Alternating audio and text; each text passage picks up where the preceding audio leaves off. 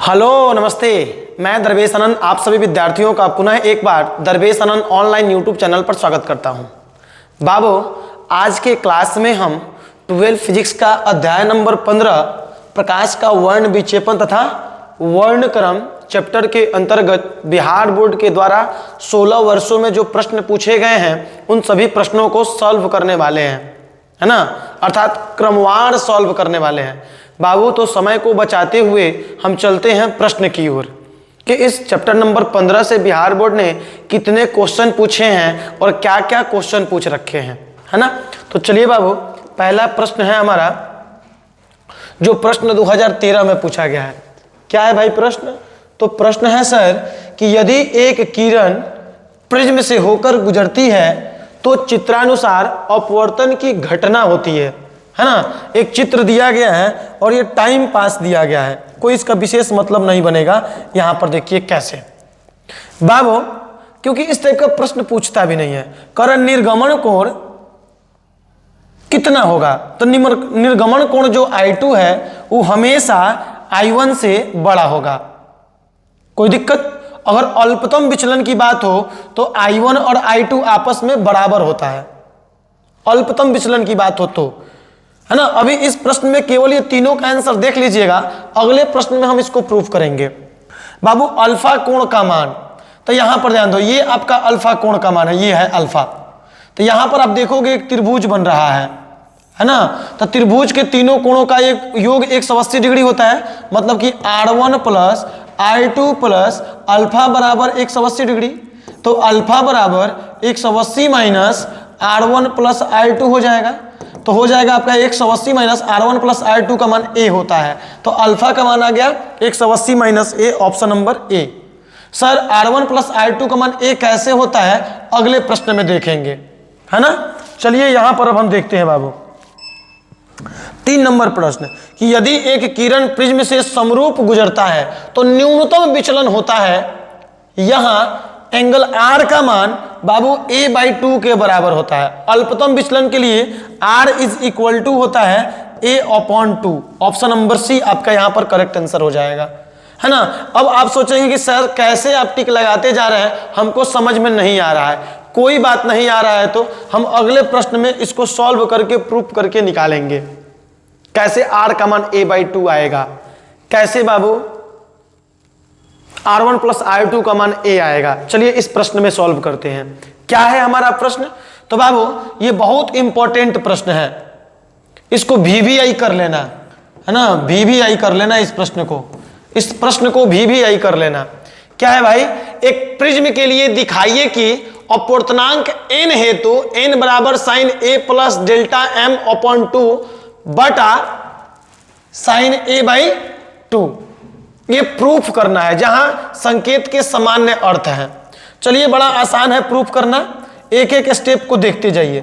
बाबू, prism द्वारा अपवर्तन के सूत्र को आपको क्या करने हैं? प्रूफ करने हैं।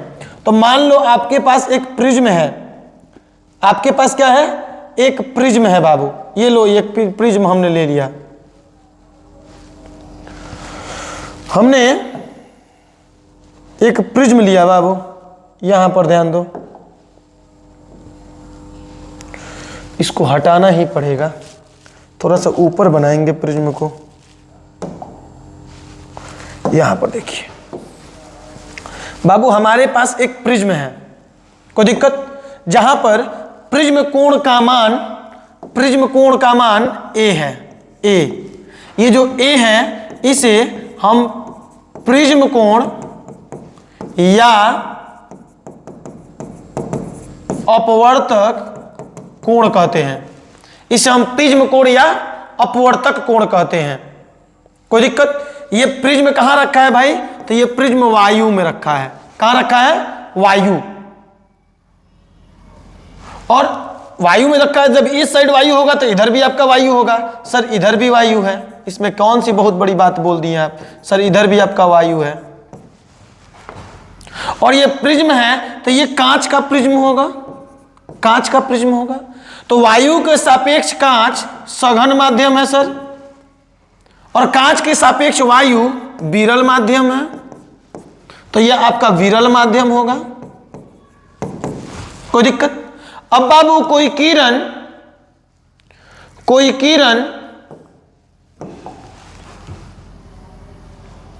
किरण इस प्रिज्म के एक सतह पर आपतित होती है,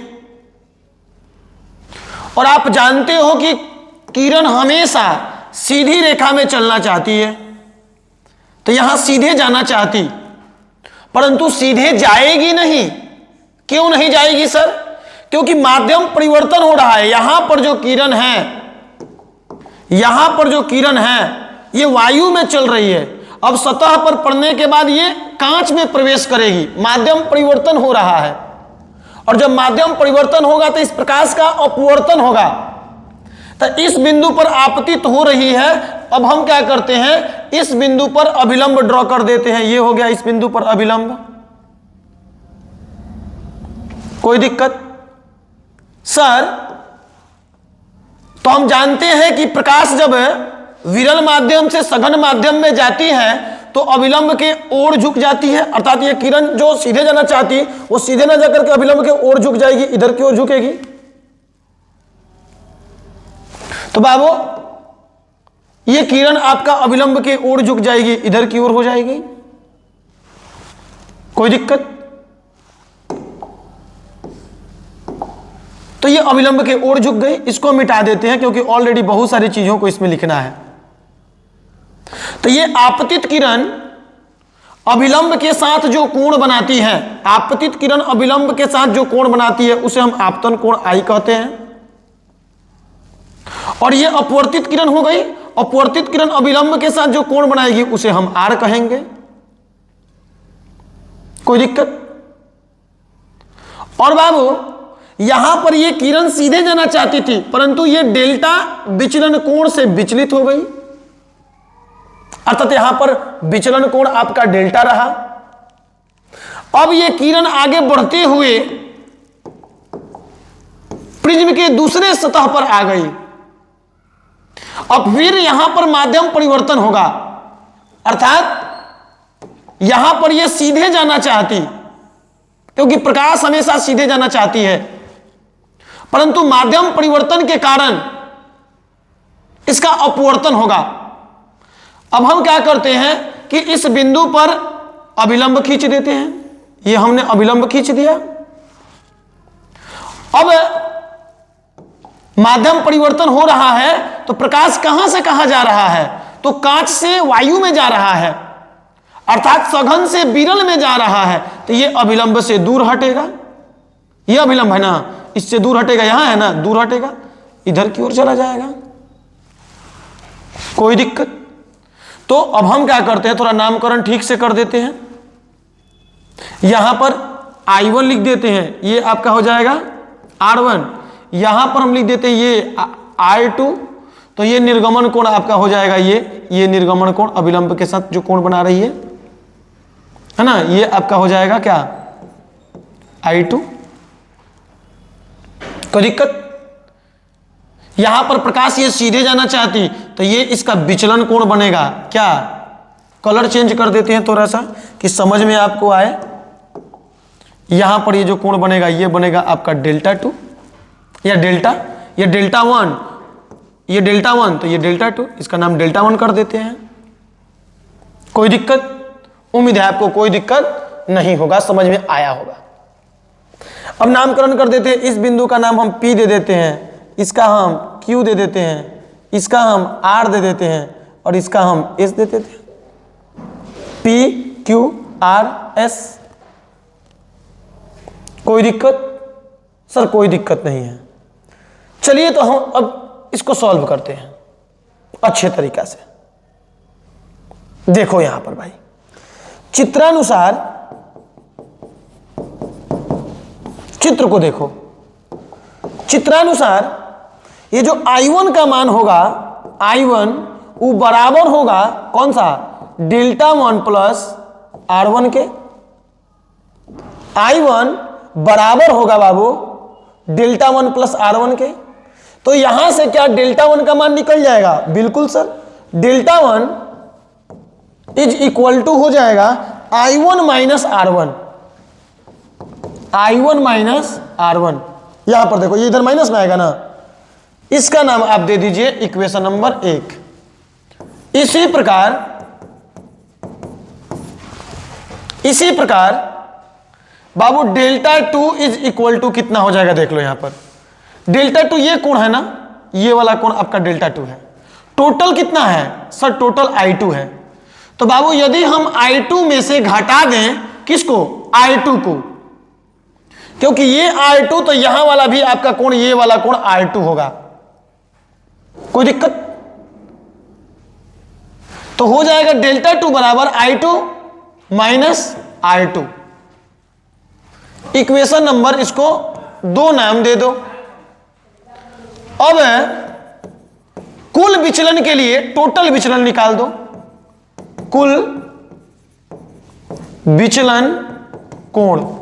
अब कुल विचलन कोण क्या होगा ये ध्यान दो बाबू, ये किरण इधर से ये ऐसे जाना चाहती थी सीधे, परंतु पूरे प्रिज्म के द्वारा ये आ रही थी इधर से, इसको फाइनल भेजा जा रहा है इधर।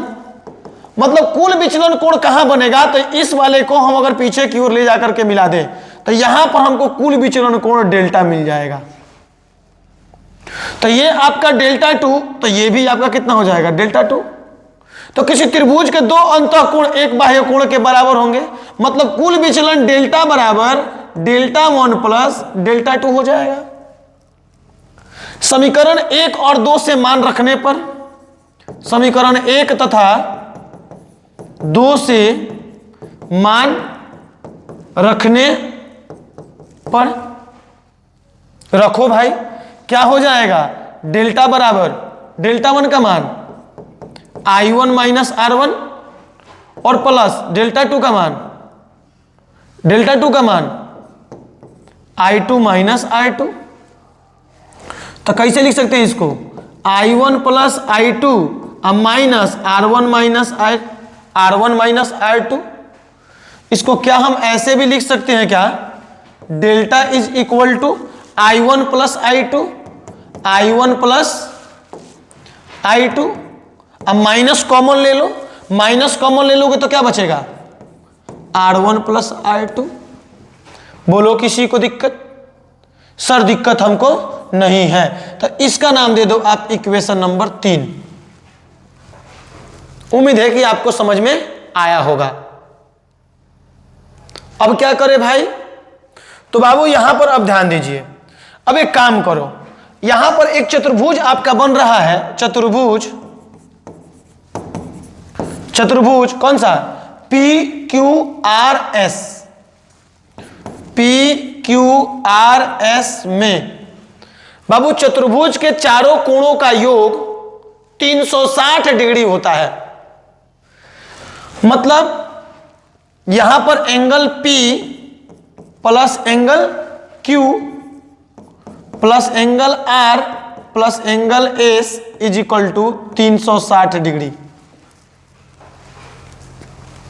तो बाबू एंगल P का मान कितना है, एंगल P यही वाला ना टोटल, ये एंगल P हो गया, ये एंगल Q हो गया, ये एंगल R हो गया और ये एंगल S हो गया। तो एंगल P देखो, इस पर, इस पीले वाले पर ये व्हाइट वाला लंब है, मतलब एंगल P का मान लंब में डाला गया, आपतन बिंदु पर यह अभिलंब डाला गया था, मतलब ये कोण आपका 90 डिग्री का होगा, मतलब ये आपका हो गया 90 डिग्री प्लस एंगल Q का मान, A प्रिज्म कोण या अपवर्तक कोण A प्लस एंगल R, ये भी आपका यहां पर लंब है, तो ये भी आपका 90 डिग्री का बनेगा, 90 प्लस एंगल S बराबर 360 डिग्री। तो कितना हो गया 90 180 plus A plus angle S बराबर 360 डिग्री।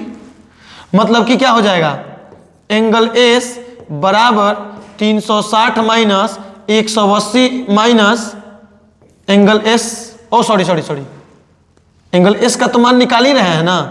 देखो यहां पर एंगल S को इधर रख दो, 300 इक्वल टू 360, 180 को उधर ले जाओगे तो माइनस में, और A को उधर ले जाओगे तो माइनस में, माइनस A। तो angle S is equal to 360 में से 180 गया, 180 माइनस A।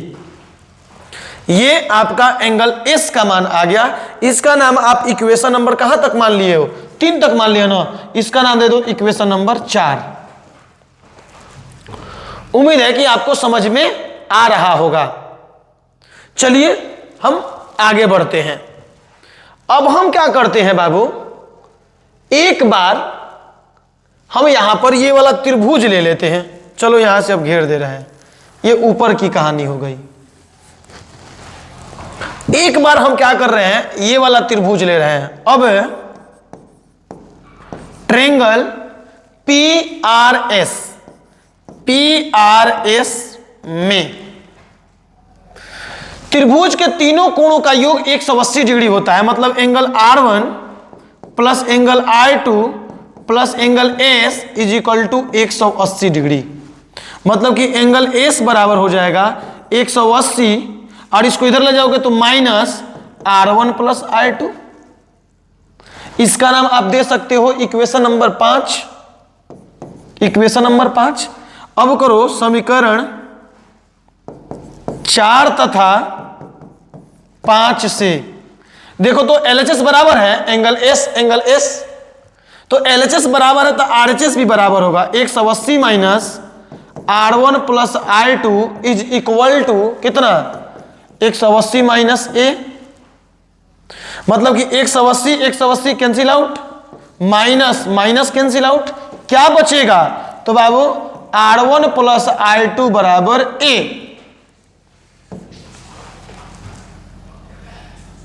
इसका नाम दे दो आप इक्वेशन नंबर 6। और यही तो बोले थे इसके पहले वाले प्रश्न में, यही तो बोले थे कि R1 प्लस R2 का मान A होता है। समझाए थे हम, बोले थे उसमें प्रूफ करके दिखाएंगे। देखो आ गया। चूंकि अब आगे इसमें कंटिन्यू करते हैं। चूंकि अल्पतम विचलन के लिए, अल्पतम विचलन के लिए बाबू, अल्पतम विचलन के लिए R1 बराबर R2 होता है। और जब दोनों मान बराबर होंगे तो हम A को दे देते हैं नाम इसका R, मान लेते हैं, सेम नाम दे देते हैं। ऐसा ही I1 और I2 का मान बराबर होता है अल्पतम विचलन के लिए, तो इसलिए इसका नाम हम I दे देते हैं, माना। तो समीकरण 6 से कितना हो जाएगा? R प्लस R बराबर A, मतलब कि 2R बराबर A, माने R बराबर A बट्टा 2। हमने बोला था ना आपको, ये भी प्रूफ करके दिखाएंगे। पिछले प्रश्न में जो था, है ना। चलिए हम आगे इसमें कंटिन्यू करते हैं। R निकल गया, अब हम I निकाल लेंगे भाई। अब I निकाल लेंगे, कैसे देख लो। समीकरण 3 से, समीकरण 3 से। कहां है समीकरण 3? खोज निकालो उसको, है ना। इतना स्पेस में नहीं होगा, इसलिए हम थोड़ा सा नीचे चलेंगे। पहले हम उस समीकरण 3 को खोज लें आपके लिए। ये रहा समीकरण 3, ध्यान दो। ये रहा समीकरण 3, क्या है ध्यान दो।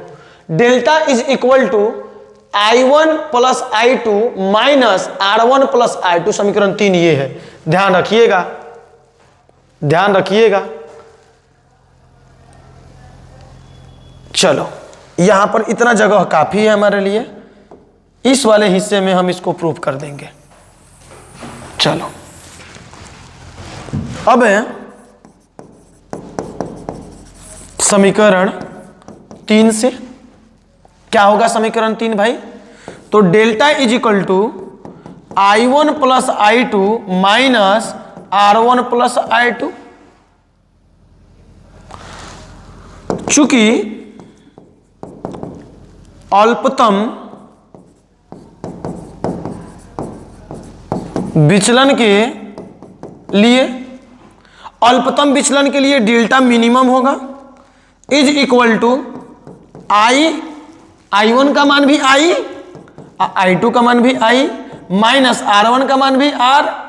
इसको R1 प्लस R2 ही रहने दो ना, क्या दिक्कत है। तो डेल्टा M बराबर I 2I minus R1 plus R2, R1 plus R2 का मान कितना है? A। मतलब कि यहां पर 2i बराबर कितना हो जाएगा, ये इधर आएगा तो प्लस में ना, तो a प्लस डेल्टा m हो जाएगा। मतलब यहां से i इज इक्वल टू हो जाएगा a plus delta m upon 2।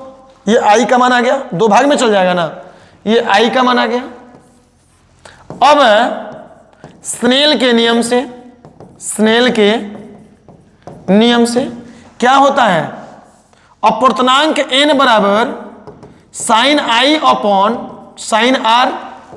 तो क्या हो जाएगा बोलो, अपूर्णांक n बराबर साइन i का मान हमने अभी निकाला है, i is equal to a plus delta m upon 2 upon sine r का मान हमने यहां पे लिखाना है a/2। यही प्रूफ करने के लिए ये प्रश्न हमसे बोला था, जो हमने प्रूफ कर दिया। n is equal to sine a plus delta m upon 2 बटा साइन a/2। यही प्रूफ करने के लिए हमसे ये प्रश्न बोला था। आइए हम उस प्रश्न को ढूंढ के देख लेते हैं। क्या वो यही बात बोला था? जी यही बात बोला था। n is equal to sine a plus delta m/2 बटा साइन a/2। ये प्रूफ करने के लिए हमसे बोला था, हमने इसको प्रूफ कर दिया। कोई दिक्कत? इंपॉर्टेंट है, कोई दिक्कत? चलो तो हम बढ़ते हैं अगले प्रश्न की ओर। क्या है हमारा 3 नंबर प्रश्न। तो कांच प्रिज्म से प्रकाश के अपवर्तन का किरण आरेख खींचे। हमने बनाया था इसके पीछे किरण आरेख। प्रिज्म के पदार्थ का अपवर्तनांक ज्ञात करने के लिए प्रयुक्त सूत्र को स्थापित करें। हमने पीछे किया था, वही वाला प्रश्न है भाई, वही वाला प्रश्न है। याद रखना, बार बार बोल रहे हैं, ये VBI प्रश्न है। कैसा प्रश्न है? VBI। 5 नंबर रट रहे हो ना, ये VBI है ना। बढ़िया से इसकी तैयारी कर लेना। चलो आगे चलते हैं। 4 नंबर का क्या हो जाएगा आंसर भाई? तो अभी तो हमने प्रूफ किया था, क्या होगा? C। अपवर्तनांक को हम वहां पे n लिखे थे, यहां पर म्यू लिखा है, क्या दिक्कत है? म्यू बराबर sine a plus delta m upon 2 बटा sign a/2। Option number C सही हो जाएगा आपका 4 नंबर का। ये 2022 में पूछा है। 5 नंबर देखो, 5 नंबर n अपवर्तनांक तथा a प्रिज्म कोण वाले पतले प्रिज्म का न्यूनतम विचलन कोण होता है। 17 और 19 2 बार पूछा है। कितना होता है? b बराबर n-1 इंटू a होता है। b बराबर n-1 इंटू a होता है। कोई दिक्कत? चलो हम चलते हैं अगले प्रश्न पे।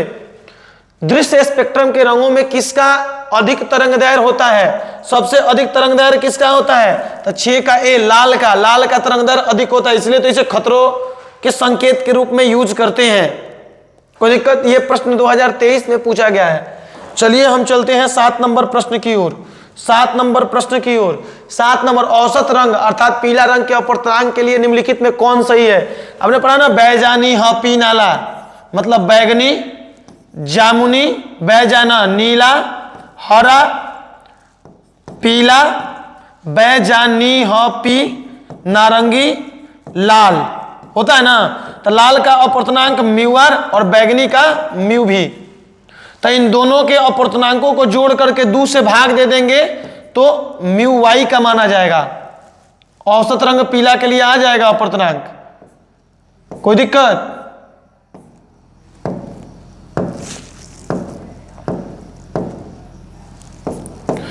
कितना हो जाएगा? म्यू_v प्लस म्यू_r अपॉन 2, म्यू_v प्लस म्यू_r अपॉन 2। तो म्यू_r प्लस म्यू_v अपॉन 2 लिखा है। ए, क्या दिक्कत है भाई? तो ए हो जाएगा, है ना। चलिए हम चलते हैं अगले प्रश्न 8 नंबर की ओर। क्या है 8 नंबर भाई? तो 8 नंबर प्रश्न है, प्रकाश के वर्ण विक्षेपण को समझाएं। क्या होता है?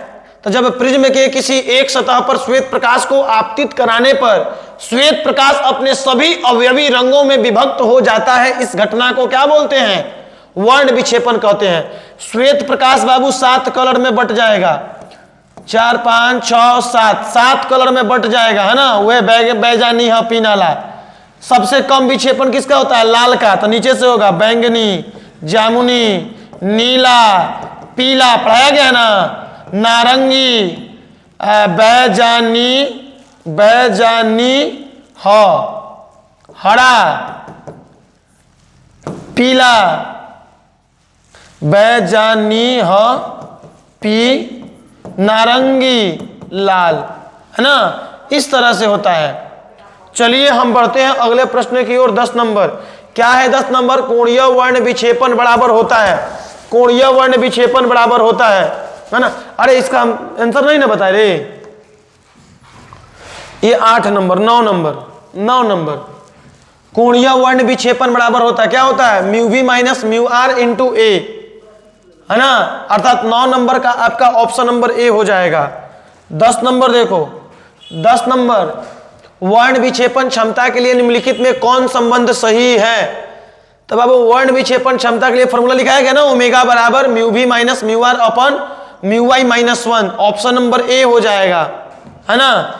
चलिए हम अगले प्रश्न पे चलते हैं। कितना नंबर प्रश्न है भाई? 11 नंबर निम्नलिखित में कौन वर्ण विक्षेपण क्षमता के लिए सही है? तो जैसा कि हमने अभी जस्ट देखा था ना, क्या mu V minus mu R बट्टा mu Y minus 1, option number A. 11 number same प्रश्न है, 2022 में पूछा है।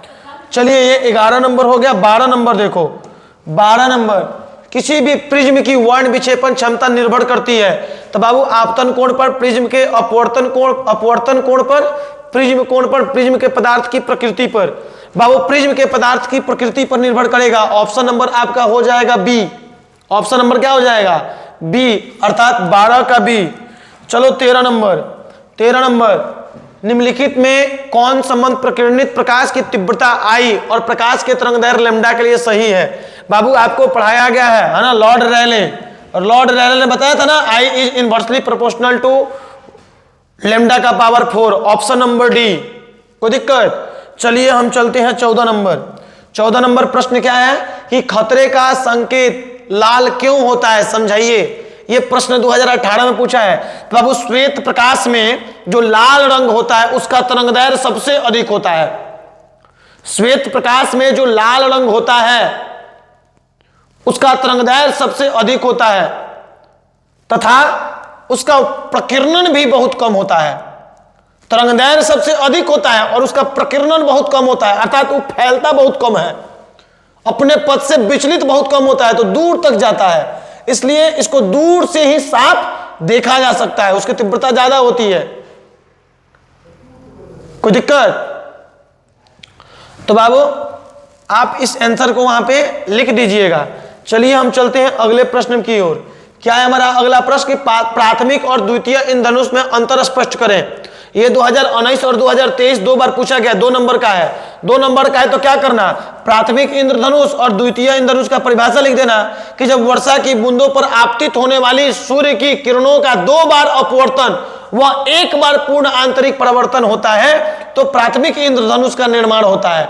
ऐसे ही आप द्वितीय इंद्रधनुष में लिख सकते हो कि जब वर्षा के बूंदों पर आपतित होने वाली सूर्य की किरणों का 2 बार अपवर्तन तथा 2 बार पूर्ण आंतरिक परावर्तन होता है तब द्वितीय इंद्रधनुष का निर्माण होता है। और एक चीज का ध्यान रखना विशेष अंतर में कि प्राथमिक इंद्रधनुष से द्वितीय इंद्रधनुष का जो कॉलर होता है वो उल्टा होता है। क्या होता है? उल्टा होता है ना। इस चीज को ध्यान में रखिएगा, है ना। तो चलिए हम अगले प्रश्न की ओर चलते हैं। कितना नंबर? 17 नंबर। द्वितीय इंद्रधनुष को समझाइए। वही द्वितीय इंद्रधनुष का परिभाषा लिख देना, लिखा है ना यहाँ पे, यही वाला परिभाषा आप यहाँ पे कॉपी पेस्ट कर देना, कोई दिक्कत? 16 नंबर। 17 नंबर चलते हैं। 17 नंबर क्या है भाई? तो 17 नंबर है निम्नलिखित में कौन इंद्रधनुष के निर्माण का कारण होता है। तो बाबू इंद्रधनुष के निर्माण का कारण यहां पर आपका अपवर्तन होता है। प्रकाश के अपवर्तन के कारण इंद्रधनुष का निर्माण होता है ना। अपवर्तन के कारण इंद्रधनुष का निर्माण होता है। कोई दिक्कत? उम्मीद है कि आपको दिक्कत नहीं होगा, है ना। तो चलिए अगले प्रश्न पे। क्या है हमारा अगला प्रश्न भाई कि वर्ण विक्षेपण क्या है। बाबू वर्ण विक्षेपण का परिभाषा हम 8 नंबर प्रश्न में ही देखे थे। कितना नंबर में? 8 नंबर में। यहां पर देख लो फिर से अगर देखना हो तो, कि जब प्रिज्म के किसी एक सतह पर श्वेत प्रकाश को आपतित कराने पर श्वेत प्रकाश अपने सभी अवयवी रंगों में विभक्त हो जाती है। इस घटना को वर्ण विक्षेपण कहते हैं। कोई दिक्कत? तो बाबू ऑलरेडी एक हिस्से का जवाब आपको दिया जा चुका है ना। वर्ण विक्षेपण क्या है वहां से आप लिख सकते हैं। आगे क्या है कि दो पतले प्रिज्म द्वारा वर्ण विक्षेपण रहित विचलन प्राप्त करने के लिए आवश्यक शर्त को निकालें। यह प्रश्न 2019 में पूछा गया है और ये भी आपका VVI है। क्या है? VVI। एकदम दिमाग में रख लीजिएगा, ये VVI है। कोई दिक्कत?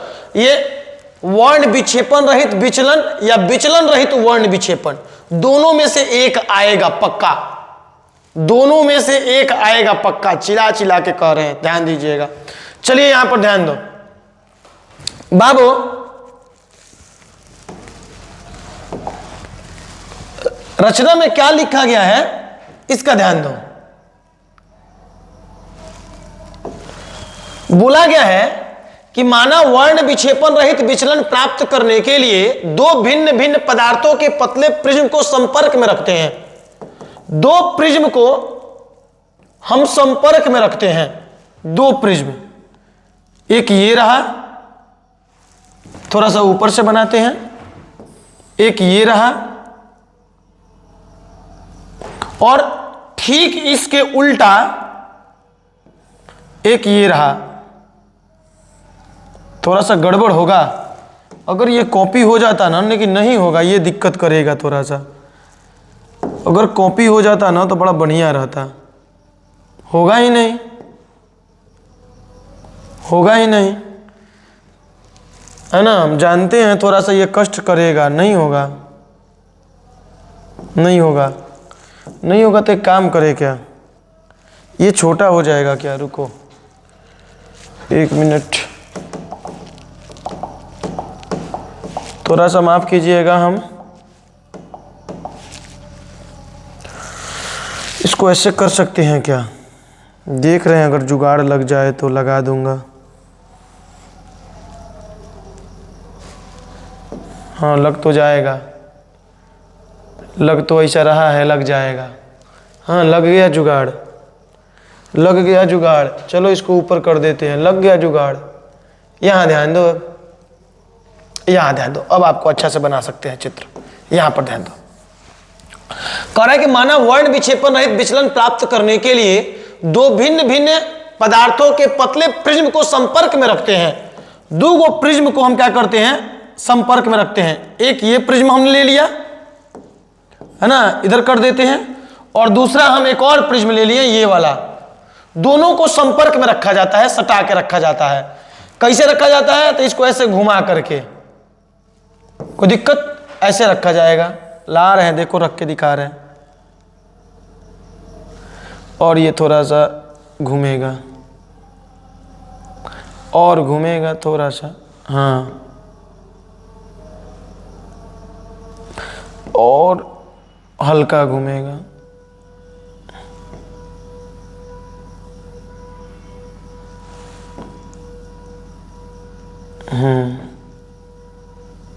लो रख दिए। दो प्रिज्मों को ऐसे संपर्क में करा करके रख दिया जाता है। कलर चेंज कर दे तो शायद आपको और बढ़िया से समझ में आए, मजा भी आए। तो लो हमने कलर चेंज कर दिया। दो प्रिज्मों को ऐसे रखा जाता है संपर्क में। यदि पहला क्राउन कांच का प्रिज्म, यदि पहला प्रिज्म किसका हो? क्राउन कांच का हो। क्या हो? क्राउन कांच का, तथा दूसरा फ्लिंट कांच का हो।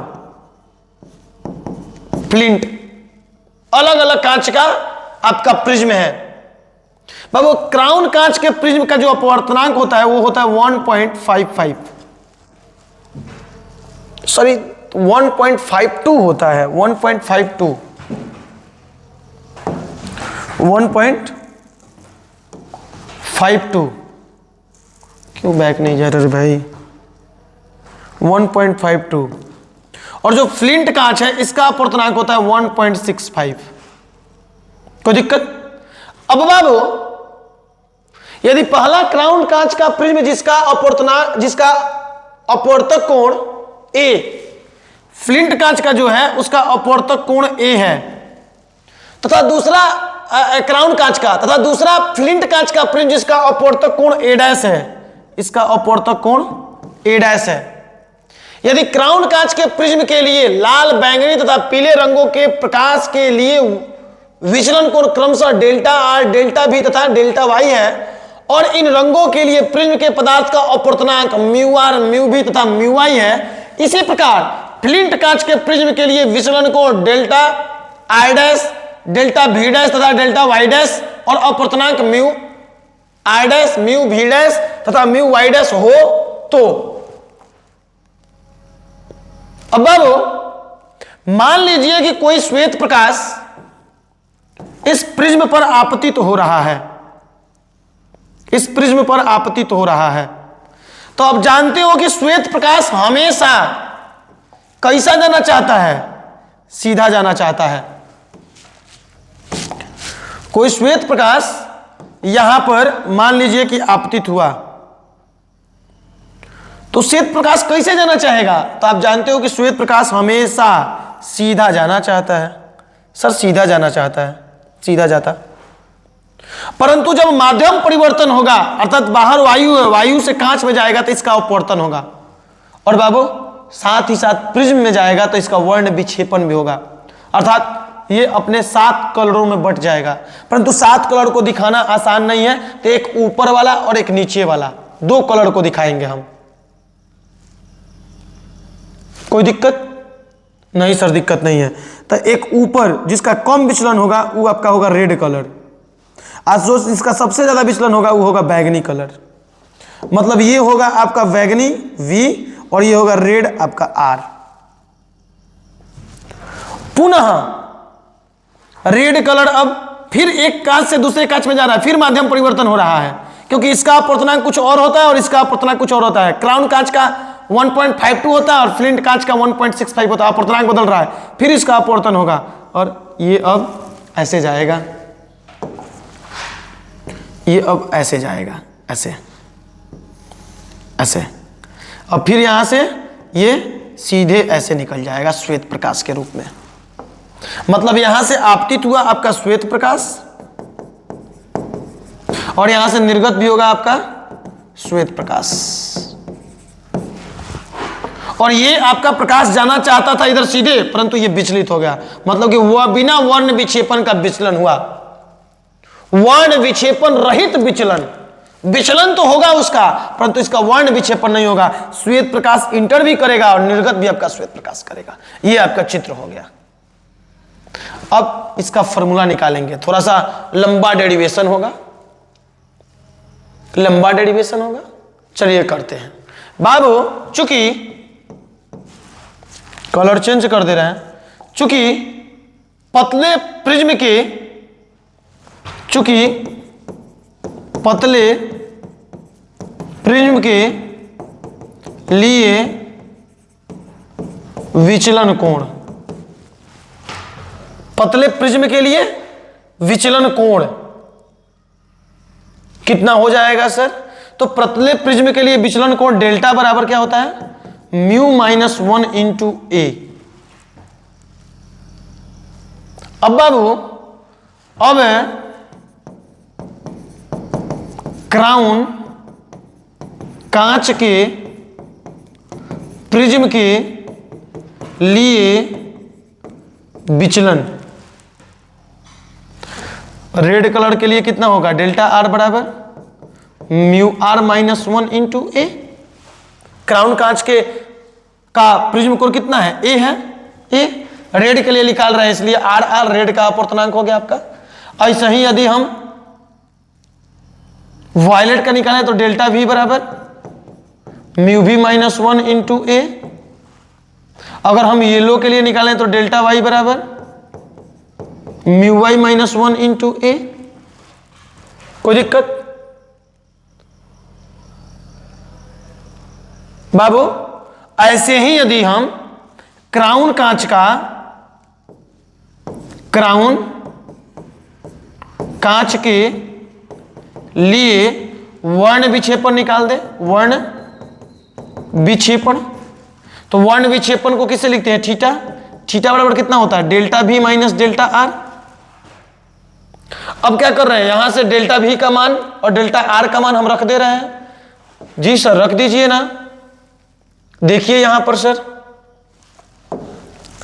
यहां से अब हम प्रारंभ कर रहे हैं ना, यहां से यहां पर ध्यान दो।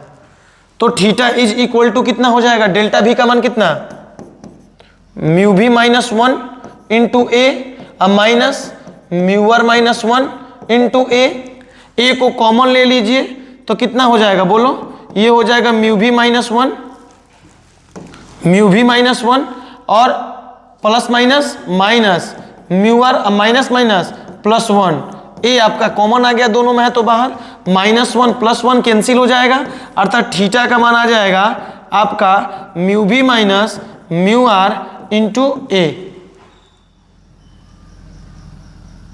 बाबू थीटा को हम क्या लिखते हैं सोना, तो थीटा को हम लिखते हैं delta V minus delta R, मतलब delta V minus delta R is equal to कितना आ जाएगा, mu V minus mu R into A. इसका नाम आप दे दीजिए इक्वेशन नंबर 1।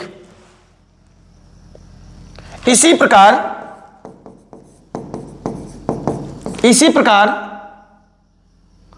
फ्लिंट कांच के प्रिज्म के लिए विचलन निकाल दीजिए। इसी प्रकार फ्लिंट कांच के प्रिज्म के लिए विचलन कितना आ जाएगा भाई, तो डेल्टा R डैश बराबर mu R dash minus 1 into A dash. इसी तरह आप निकाल सकते हो delta V dash is equal to mu V dash minus 1 into A dash, तथा डेल्टा Y डैश बराबर mu Y dash minus 1 into A dash. कोई दिक्कत, सर दिक्कत तो नहीं हो रहा है हमको। जब ये आ गया तो अब फ्लिंट कांच के लिए वर्ण विक्षेपण निकाल दीजिए। फ्लिंट कांच का वर्ण विक्षेपण थीटा डैश, क्योंकि हमेशा उसमें हम डैश डैश मान रहे हैं, तो क्राउन में थीटा माने हैं और फ्लिंट में थीटा डैश मान ले रहे हैं, तो थीटा डैश बराबर delta V dash minus delta R dash. तो डेल्टा V डैश का मान कितना है बोलो, mu V dash minus 1 into A dash minus mu R dash minus 1 into A dash.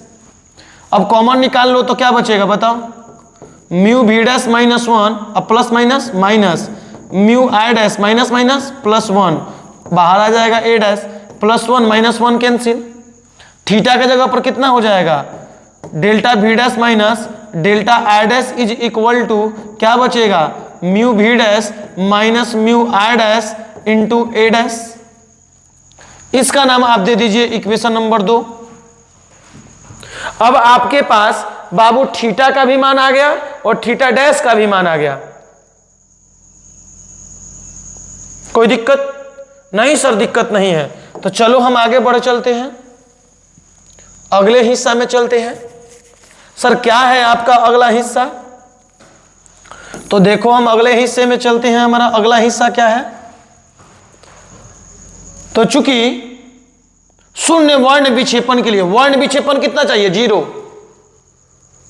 वर्ण विक्षेपण रहित विचलन ज्ञात करना है, वर्ण विक्षेपण नहीं होना चाहिए। तो चूंकि शून्य वर्ण विक्षेपण के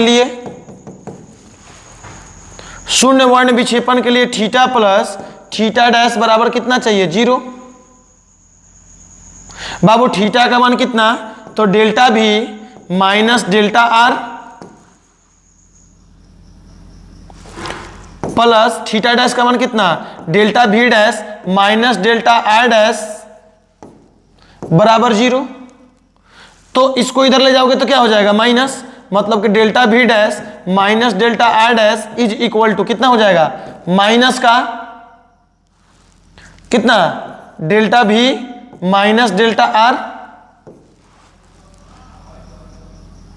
कोई दिक्कत नहीं सर दिक्कत नहीं है।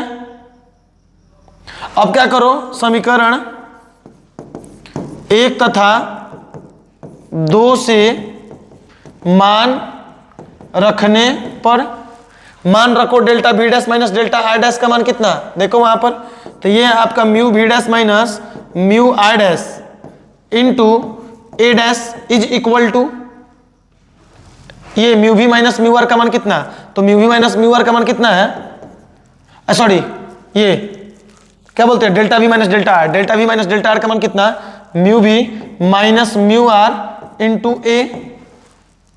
अब देखो mu V minus mu R के संगे ए कोची में गुना में थे, है ना, कोची में आई भाग में, मतलब आपका A dash upon A is equal to हो जाएगा mu V minus mu R upon mu V dash.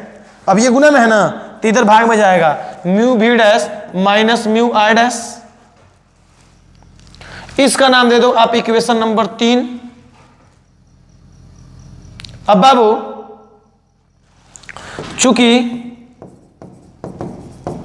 हम जानते हैं, सर क्या जानते हैं, तो जो आप पहले से जानते थे उसी चीज को तो हम जानते हैं क्या, तो बाबू चूंकि हम जानते हैं कि वर्ण विक्षेपण क्षमता,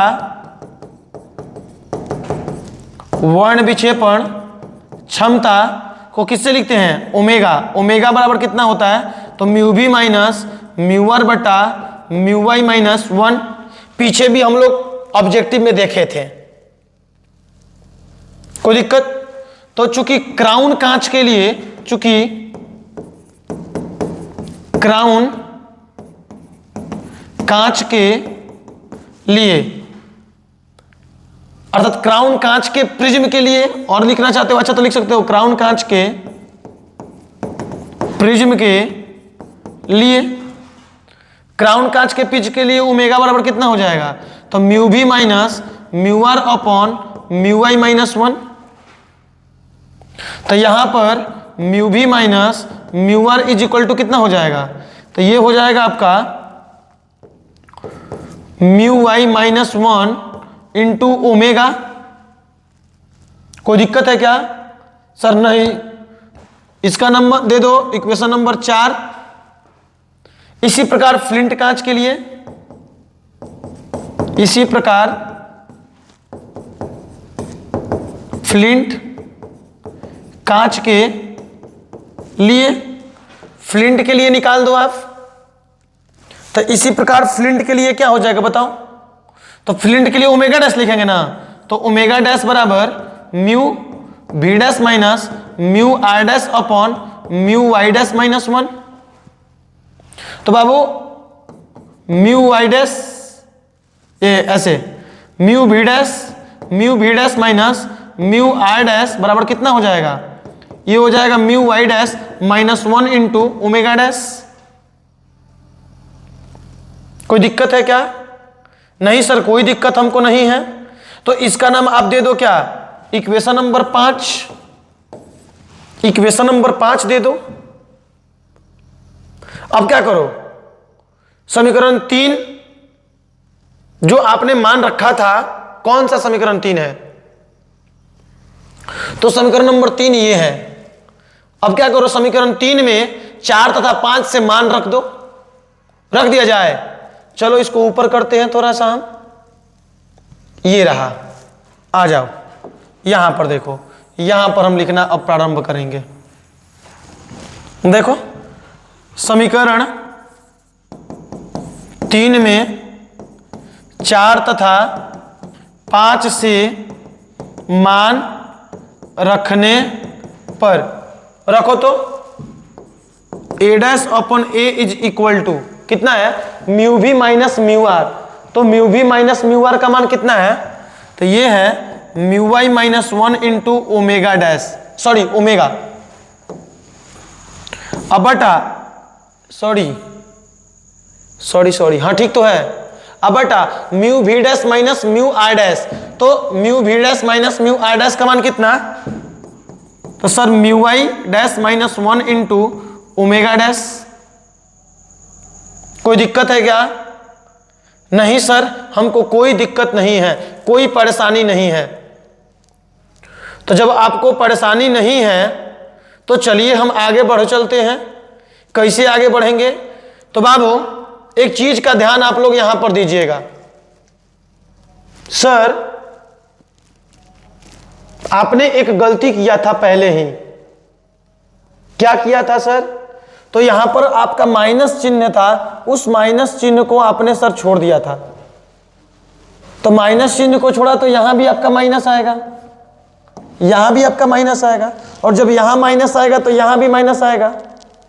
तो माइनस चीज कुछ आपका गड़बड़ नहीं कर रहा है। बस क्या होगा कि जो आपका ऋणात्मक चिन्ह है, ऋणात्मक चिन्ह वह यह बताता है कि दोनों प्रिज्म एक दूसरे के विपरीत है। बस यही बताएगा। यह ऋणात्मक चिन्ह इसलिए आ रहा है क्योंकि दोनों प्रिज्म एक दूसरे के क्या है? विपरीत है, अर्थात इसका अपवर्तक कोण क्या है? विपरीत है। अब बाबू आसानी से अब आपका कुल विचलन आ जाएगा। अब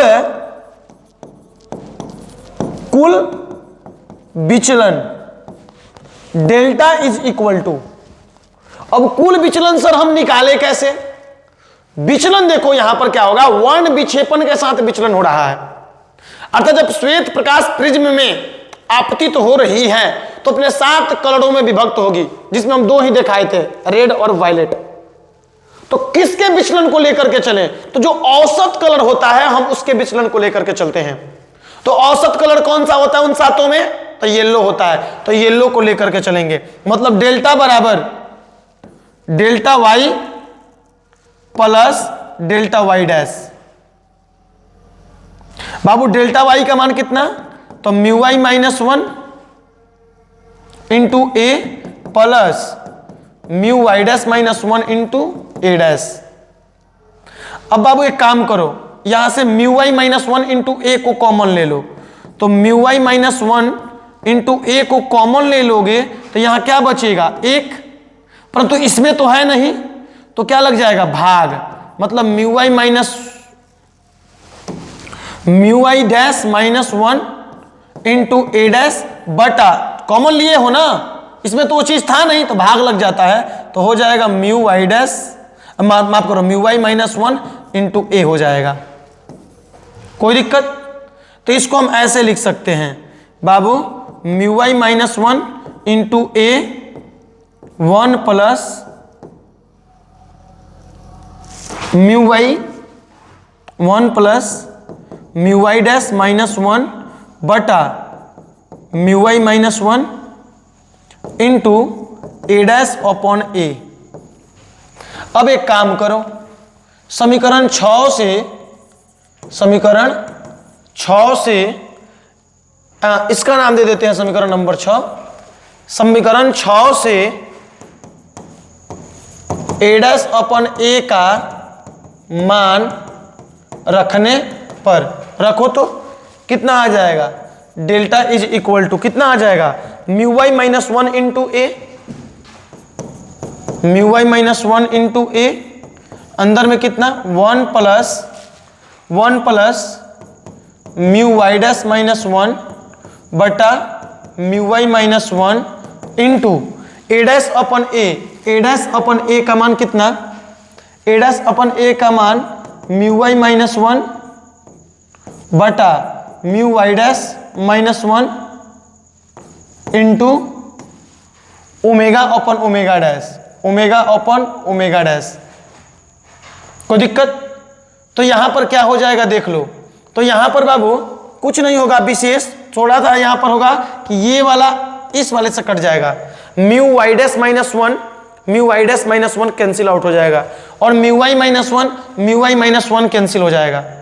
कोई दिक्कत? और यहां पे माइनस भी था ना, तो यहां पर माइनस आ गया। तो कितना हो जाएगा? डेल्टा बराबर हो जाएगा म्यू वाई -1 इंटू ए इंटू 1 प्लस, अब माफ करो यहां पे क्या था? प्लस ना, तो प्लस माइनस माइनस हो जाएगा, 1 minus omega upon omega dash.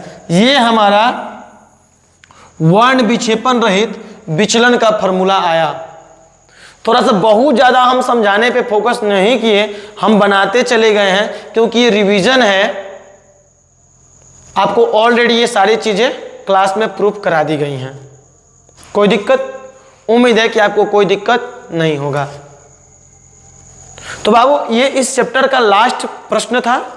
हम मिलेंगे फिर अगले अध्याय में, अगले चैप्टर में, है ना। तब तक के लिए बाबू बाय बाय।